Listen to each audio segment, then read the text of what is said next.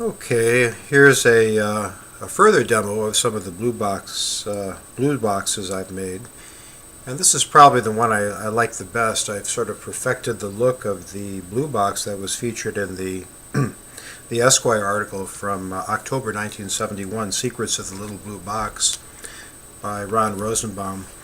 And the very opening paragraphs of that article talk about the supposed inventor of the blue box, Al Gilbertson, demonstrating his sophisticated MF unit.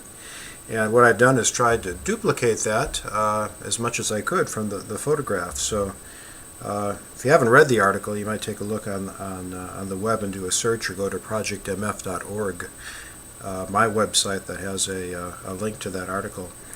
But this particular version of the blue box really pretty much duplicates the look of it.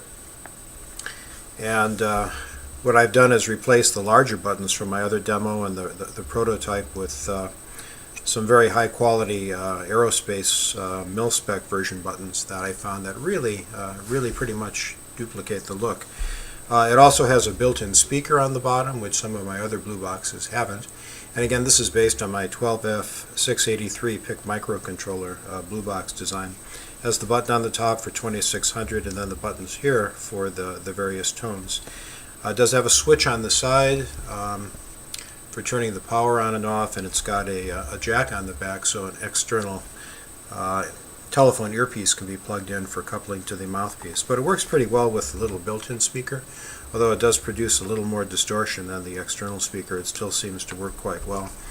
So again, you turn it on, and it comes up in MF mode, so each one of the buttons plays the MF tones.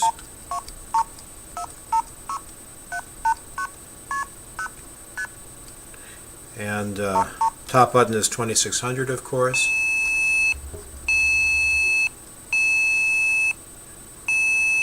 It has the memory functions, so if you hold down the top 2600 button for more than a few seconds, you hear the low to high beep, and now we're in DTMF mode.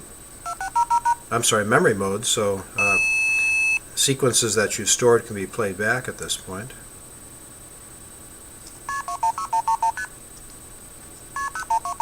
Which is something, of course, the box and the magazine could not do, but the microcontroller makes quite easy.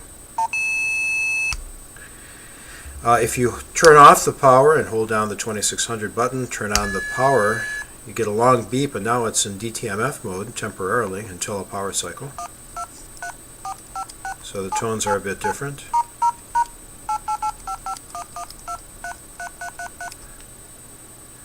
If you want to make that switch at power up permanent, you can hold down the star key or the KP or key pulse key while you turn it on. And now, if you turn it off and back on again, it comes up in DTMF mode. So if you prefer to have it power up in that mode, that can be permanently toggled, and that setting is stored in the flash memory on the box. So we'll turn that back to MF mode. If you power up while holding down the start key, the ST key, or the pound key on a standard telephone keypad, again, you get the long beep, but this time it puts the box permanently into a mode where it makes the tones a bit longer, from the default of 60 milliseconds to about 120 milliseconds.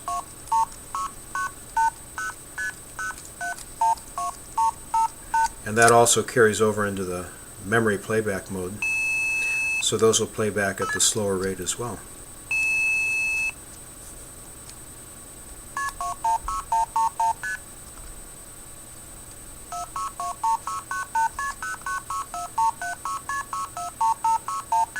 And up to 32 digits can be stored, including the 2600 can be also made part of that sequence. And also DTMF sequences can be stored as well.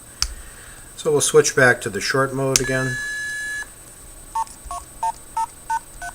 Now to store a memory, as I showed in one of my other demos, you simply turn it on, and when the power's turned on, it clears out a buffer that keeps track of the last 32 key presses in the box.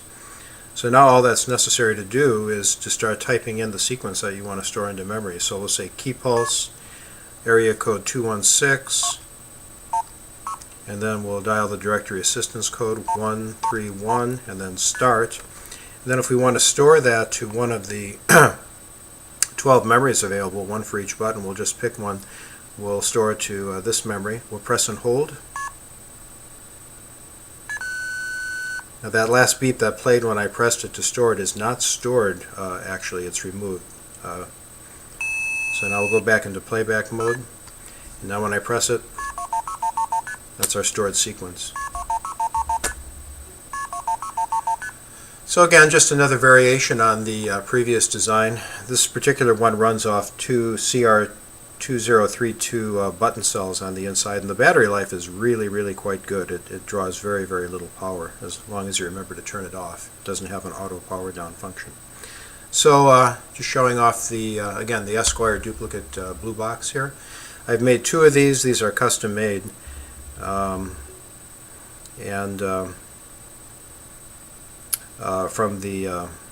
from the PCBs that are cut down a little bit, and I've got the resistors necessary to distinguish the buttons wired directly to the back of the switches rather than on the printed circuit board, just to keep it nice and small. So kind of proud of this one, and this is probably the one I use 99% of the time when I'm playing with Project MF. So for more information, check out www.projectmf.org.